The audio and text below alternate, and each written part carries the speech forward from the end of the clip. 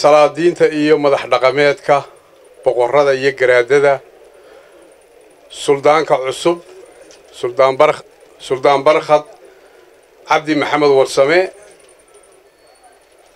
waxgaradka iyo waayeelka kale ee madashan qiimaha badan fadhiya mas-uuliyiinta dawladda madaxda xisbiyada bahda saxaafadda dhammaanba dhadig iyo lab mudanayaal iyo marwooyin bulshada xafladan qiimaha badan ee caleemasaarkaa joogta waxaan leeyahay asalaamu calaykum waraxmatullaahi wabarakaatu. sidii la sheegay madashan murtideedu way iska kooban tahay. waa mahadnaq hambalyo duco iyo dardaaran. ugu horrayn waxaan jecelahay inaan halkan ka hambalyeeyo suldaanka cusub suldaan barkhad cabdi shaybe. xilka loo doortayna ilaahay waxaynu uga baryaynaa inuu u fududeeyo subxaanahu wa tacaala. waa mas-uuliyadduna xisaab bay leedahay if iyo aakhiro, mid dhaqan iyo mid dawladeed. mas-uuliyadda dhaqanku waa xil weyn, barkhadna kuma cusba. waxay leedahay xisaabtan bay leedahay, waa mas-uuliyad weyn. wuxuu inooga baahan yahay walaalkeen suldaan barkhad duco iyo bogaadin buu inooga baahan yahay dardaaran.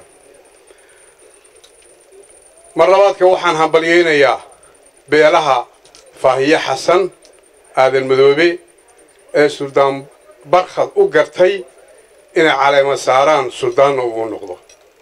waa ku bogaadinayaa. waxaan leeyahay taladaasi ma seegin. doorashada madaxdu dhaqanka iyo madaxda ummadda qaranku xikmad bay u baahan tahay. waa wax ilaahay dadka ku ilhaamiyo quluubteeda. way la helaan ama way la seegaan. labaduba caqiiba waxay keentaa raad iyo saamayn if iyo aakhiro ah ayay keentaa. waa lagu badhaadhaa ama waa lagu baaba'aa. mas-uuliyad baa dadka codaynta ka saaran iyo doorashada. ilaahay subxaana wa tacaala isagoo ka warramaya suuratu yaasiin wuxuu ku yidhi wanaktubu maa qadamuu wa aahaarahum. waxaanu qornaa addoommaha ilaahay wixii ay hormarsadeen iyo waxay dibdhigsadeen. culimmada waxaan ka dhigaystay iyagoo leh wa aahaarahum waxa weeye wixii ay doortaan baa ka mid ah.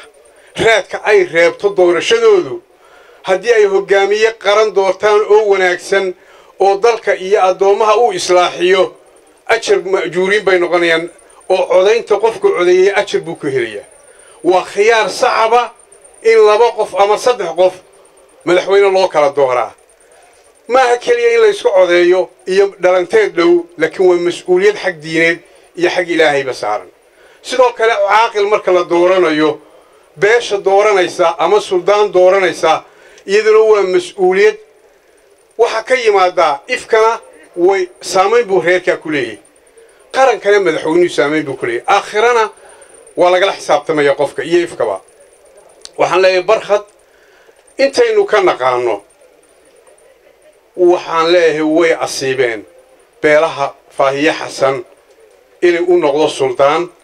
waxaana uu noqon doonaa suldaan sidaa maxamed kaahin axmed sheegayey. way soo doorteen beelahaasi, laakiin suldaan ka weyn buu noqon doonaa oo ummadda somalilan oo dhan isim u ah. oo sidii garaad kulmiye sheegayey soomaaliba isim meeshuu toogan doono ah. oo wuxuu noqon doonaa halkaasay 5 ardaa ku hadhi doonaan. markuu ugu yaryahay suldaan aadamnadu buu noqonayaa.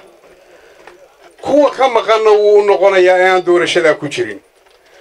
sidoo kale waxaa isagana jira suldaan kale oo beesha aadan mudane baxsanbuur ay leedahay oo la yidhaha mustafe maxamed aadan. suldaan mustafe maxamed aadan. suldaankaasina waa suldaan sharciya oo jira. sidaa suldaan barkhad aanu u aqoonsannay dawlad ahaan ayaanu suldaankaana u aqoonsannay. ma jirin markii hore suldaan mustafe xukuumad ahaan maanu aqoonsanayn. waxa uu ka shaqaynayay dalka Itoobiya. dadka beelaha habar jecel deegaanka Itoobiya dega ayaabuu suldaano ahaa. way ku badhaadheen. isagana waa bogaadinaynaa. intaa taasaan ka odhan lahaa. waxaan runtii la qabaa raggii ka sheekeeyey تاريخ دي غير شيبة إلهي ونحرسته محمد ورسمة عبدي محمد ورسمة عبدي شيبة إبراهيم شيبة تاريخ دي ومدى كلهايين ونب ويسكد حلين وناق يهدها هسي شيء إبراهيم حلبان إبراهيم ريته وحنكون رأسنا هاي من ولي بتاريخ ذا يسقى سمايستي برخدنا وحلقة دونية ونب إنو تيسا سمايستو نبي نقول قبلنا معها waxaan kaloo taageerayaa dardaarankii garaad jaamac halkan ka jeediyay iyo ragga salaadiinta kalena waa taageerayaa oo waa dan sheeg iyo tala iyaduna inta hadii laga yimaado dhamaan waa u mahadnaqaynaa martida kala duwan ee madashan timi si gaar ah waxaan u bogaadinaynaa wafdiga ka yimid dawlad deegaanka Soomaalida Itoobiya ee uu garaad kulmiye garaad wiilwaal uu hogaaminayo aad iyo aad baan u bogaadinaynaa هذا الذي يدرنكي والكي وقبينا كعبسن ماينو إنه نقول ينا وقاذن ماينو ومد صحة والشعب الصومالي بقى كود قبان وحن شوابته إذا كفلا سيدي والكي عبد العزيز محمد سمالة محمد كاهن أحمد يلادين وحن سي لا هاي هذان هاي شعب الصومالي لان حكومة دودبا عقدت كما قبنو أنقو صومالي نمضى dadku waxa laga yaabaa laba isku qaldaan waxaanay bulsho bisil Soomaalinimada ku dhalatay Soomaali kamid ahayd Soomaali kamaanu bixin Soomaalinimadu waa qowmiyad waa isriya ya waa dadka afka Soomaaliga ku wada hadlo dhanba Soomaali la yiraahdo arrin siyaasad iyo xuduud la xidhiidha maaha dadka dawlad deegaanka Soomaalida Itoobiya ku nool waa Soomaali dadka dawlad dalka Djibouti ku nool in badan oo kamida baa Soomaaliya gobolka waqooyi bari ee Kenya dad Soomaaliyeed baa ku nool dalka Soomaaliya hadda la yiraahdo dad Soomaaliyeed baa ku nool Somaliland dad Soomaaliyeed baa ku nool annaku waxaanu nahay kuwii khamaaray ee Soomaali weyn hindisaheeda lahaa ee curiyay hal abuurkaana lahaa waxaanu doonaynaa xoog Soomaaliyeed oo bariga iyo geeska Afrika ka soo baxa calankiisa raadcadiisa hal abuurkiisa aabayaasha iyo awooyaasha ayaa lahaa waa ku soo hunguuri waanu khamaaray khamarkina waana laga helay awrkayagii isagoo cadaysima oo garbabeelay waanu la soo noqon waxaanu markaa tajribadaasi way naga xumaatay laakiin mid kale aanu hadda ku baraarno haynaa 30 sano soo khamaaray 26 sano waxaanu haynaa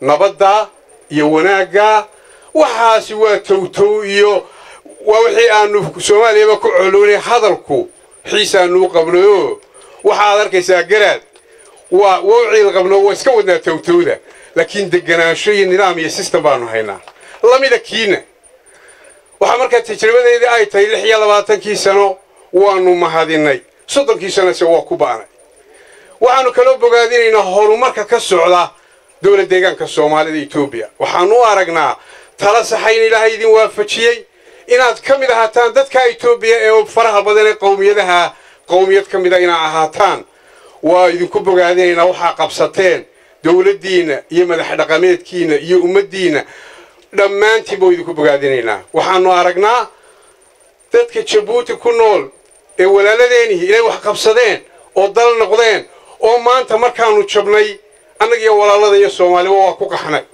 oo idinka waanu idinku soo qaxnay haddaydan jirin waxaan idinku maan soo qaxnay meeladan un baa lagu qaxaa faaqidu shay la yucdihi niman waxba laga muto ki waqooyi bari Kenya koonfur oo dhan baa ku qaxday maanta oo Nairobi iyo Garissa iyo Mandera intaba ka ganacsato degan oo magac Soomaaliyeed ku joogta waxaanu leenahay aragtidii hore ee siyaasadeed ee Soomaali weyn iyo Soomaali isla doonka waynu ku khasaaray haddaynu Soomaali nahay annagana kalib keenay tasaxay waata nin waliba buradiisa iyo beedkiisa wixii uu baraara ka heelu leeyahay aan dhabdhabano walaalnimada iyo Soomaalinimadana ma diidanin Soomaali wax badan bay wadaagtaa dad bisil baanu nahay waa golahay wixii naga dhaxaynaya walaalnimo isdhexmar ganacsi isu hiilow dhaqan wadaag wax badan bay naga dhaxeeya wixii inoo gaarana waxaan leenahay xayndaabka aan ku kala oodan walaalada iyo waa intay fahmi la yihiin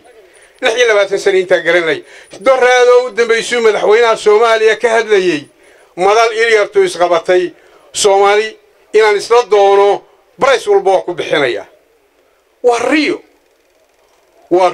ريال لغا سو دالي oo ay shalayto wixii Soomaali kala kaxeeyay ay walaalada yadhigeen inay wali halka marayaan waa nasiib daro anagu ma tashatay baana waanu isku tashanay waana tashanay ilaahina waa tala saaranay waxaanu bogaadinaynaa walaalada Soomaalida kale kala tashaday waxaanu bogaadinaynaa iyagana ilaahay halkooda ha ku baraariyo codadna kama qabno inay baabaan nama jeceliin intaana taasan ka leenahay waxaan ku soo ururinayaa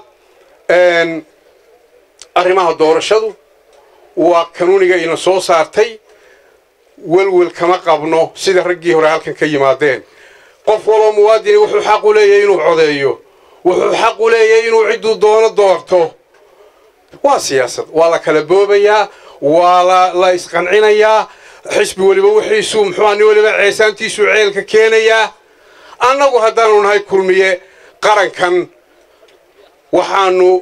waxaanu keenaynaa wixii ummadan aanu qabanay baan noo marxaatiya waxaanu leenahay wax ka sii badanna mustaqbalka waa qaban doonaa shacbiga madaxweyne Silaaya si wanaagsan buu hogaamiyay xisbigiisuna si wanaagsan buu hogaamiyay maanta khasana la dhuuman mayno dhaxal xunna ka tigmayno shacbiga waxaanu leenahay waxa wanaagsan baanu haynaa xisbiga iyaga iyo hogaamiyaha cusubna halkaas uu ka qaadi doonaa walaalada iyo waxay sheegayaan qolada mucaaradkii توتوده يا عيتن كهيسك داينو ومده قنعيه ومده عود بينو اسكو هينا عدو منين ييغنا عدو منين عود بينو اسكو هينا وينو كلا حبارانينا ددك xoogna ma jiro xoog lagu kala qaadayo wax ma jiro cod baa lagu kala qaadaya ninkay guushu qaatana waynu hambalyeynaa taana intaasan kale yahay shacbigana waxaan leeyahay deganaanshaha iyo nabadda ilaaliya cid kasto oo fadqala arrimaheena iyo danaheena guud wadana dhinacaan uga wada jeesano قولنا هو السيمو مع المدو أي وحاسي قبسوم الدوانان وحن كوكر سنين وناق إنه أقول عضو بقول كيما بقول وقدام بين سودان كعصب يرير كبقري يبلشة كسوق الشباب ما أنتوا بقوم هالنقية السلام عليكم ورحمة الله وبركاته.